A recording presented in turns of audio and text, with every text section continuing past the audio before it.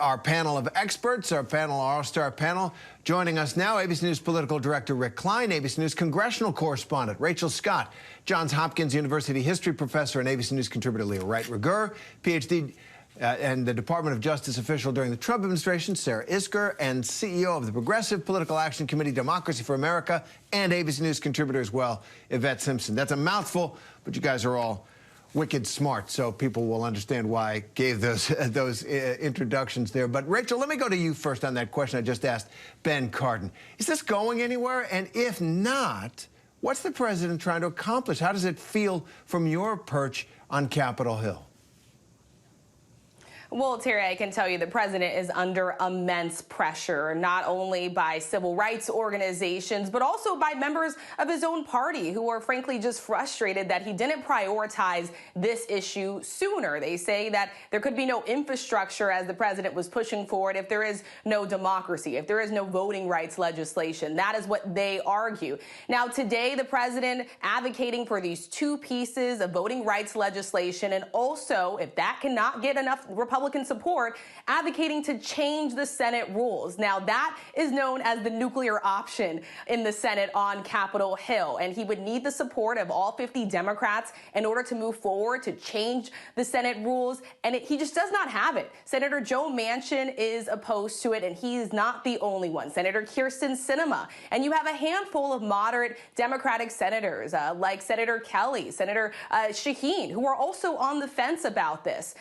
Either way, Senate Majority Leader Chuck Schumer says he's pushing forward with this, that we could see a vote on these two pieces of voting rights legislation, as well as this process of trying to change the Senate rules as early as tomorrow. Terry, all of it could be doomed to fail. And that raises the question about what he is doing. But let me go to Rick Klein right now. Rick, we were talking before the speech, so after the speech, what is your assessment of what the president was trying to do, and can he move the ball down the field here? I was struck, Terry, by how he said he is tired of being quiet on this issue, but he did not name names, specifically the two Democratic senators that we know are on record saying they want to preserve Senate rules unless there's bipartisan buy-in. Senator Joe Manchin, Senator Kyrsten Sinema, the people that have dominated political coverage for the past year. Everybody knows, including Senator Cardin, our previous guest, and of course President Biden himself, that they are the two holdouts, but they were not singled out. Instead, this was a speech, I think, largely aimed to ridicule, marginalize Republican critics of the reform efforts at the federal level by suggesting that Republicans would be, or anyone opposing the Senate rules would be akin to Jefferson Davis and Bull Connor. That is an inflammatory, potentially, charge. And it also, I think, glosses over the reality of this moment, which is that the Democrats, for as much as they can bemoan the Republicans not getting on board, the Democrats themselves are not on board with these rules changes. And unless something dramatic happens in the next 48, 72 hours, this effort will fall short. And while President Biden has gotten his base quite engaged with a speech that a lot of people that support him think he should have given long ago, you run the risk of getting the hopes up once again, only to have them fall short. It was telling to me that he made that comment. He's a reference he's made before, that in a 50-50 Senate, you've got essentially 51 presidents. And as people laughed, he even said that's not a joke. Again, just bemoaning the lack of influence he has inside his own party at this moment that he considers a potential turning point in the history of the country. And that's a very difficult place for a president to be in. Sarah Isgur, if I can go to you, the president came into office, Joe Biden came into office wanting to unite the country as much as he could. He didn't want to demonize his political opponents, but he has made pretty clear on this issue that the Republican Party is not just wrong, but is allied with some of the worst elements in our history. He raised the names of George Wallace and Bull Connor, Jefferson Davis, for goodness sake. The Republican Party has seized on the issue of election security. There is no election fraud of any consequence in our country. The Heritage Foundation and others have looked for it. Over hundreds of millions of votes. They found a few thousand cases. And yet the Republicans are changing laws in the name of election security. But what do you make of the president's now rhetorical turn that the Republicans aren't just wrong on this issue, they're essentially evil on it? Yeah, I mean, look, I thought that speech was outrageous. I thought it was incredibly, not just partisan, but viciously partisan for a president who ran on lowering the temperature, on finding bipartisan support. He kept talking about how Strom Thurmond, even Strom Thurmond, supported the Civil Rights Act, the Voting Rights Act. I don't think that's quite the point he thinks it is. Mitt Romney is the first senator in history to vote to convict a president of his own party. So maybe if Mitt Romney doesn't support your legislation, it's because there's something wrong with your legislation. Maybe that's why all the Democrats in your party don't support it. Instead of assuming the people who don't agree with you are evil, maybe try to understand that voter ID is not the same as Bull Connor or George Wallace or Jefferson Davis. Mayor Bowser in D.C. now requiring photo ID to go to the grocery store with a vaccine card. So if it's okay to require it for a grocery store, maybe it's not evil to require it to vote, even if you disagree with it. All right, well, I'm going to let Yvette Simpson, who has been working on these issues from the other side, Sarah, having been a Justice Department official in the Trump administration, talking about the issue from that side. Yvette, what's your response that this really, and my sense that if you're looking to make progress, I'm not sure this is the way to do it, to demonize your opponent. What do you think? It sounds like from Sarah's words that the speech had its intended effect. If Republicans, if this is going to motivate Republicans to do what he wants it to do. You know, my first observation is Biden still longs for the old days of the Senate. He longs for the old Republicans who were reasonable, weren't insurrectionists, weren't QAnon conspiracy theorists, weren't throwing democracy away for one defeated president, twice impeached. I mean, it's just not that Senate anymore. And so I thought it was a really good speech.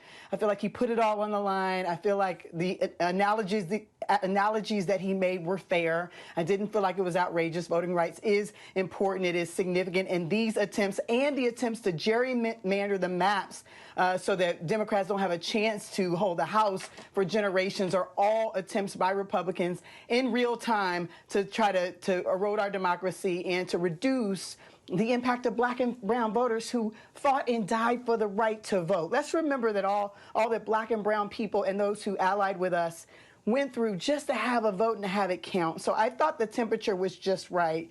The question I have is, will it work? Because as you said, he kind of gave away some of his cards in that he's not as powerful and strong as he needs to be if he feels like every single member of the Senate has the same power as he does.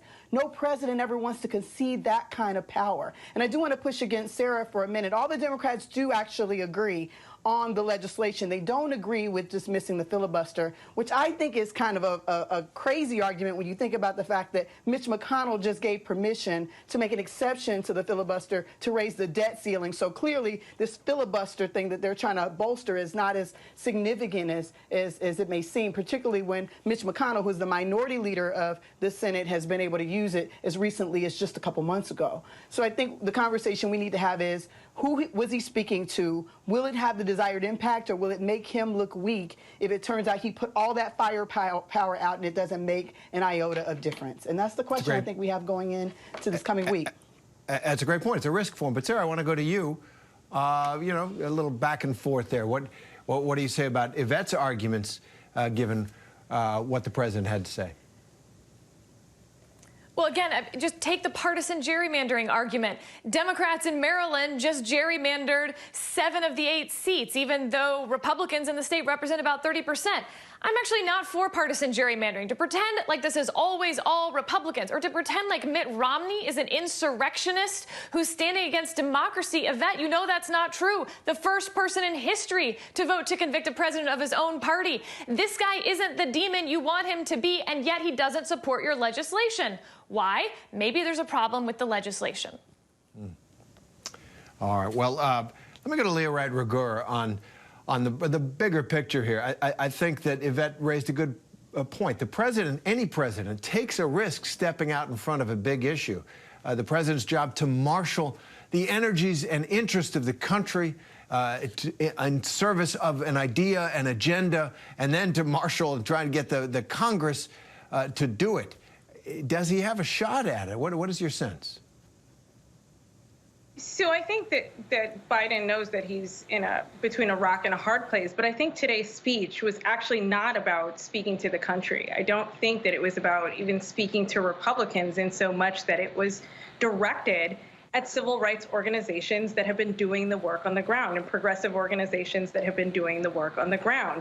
This was essentially Biden responding to those groups who have been explicitly asking him to be stronger on issues of voting rights, to be more vocal on issues of voting rights. And then, of course, what a number of voting organizations have asked for quite explicitly is for the filibuster, right? The issue around the filibuster, to say that this is the central point for us, that in order for us to get a John Lewis Voting Rights Act or to get some kind of semblance of Voting Rights Act, we need to go with the nuclear option. It is the only way forward. And essentially, in no uncertain terms, he said that he was willing to do that today.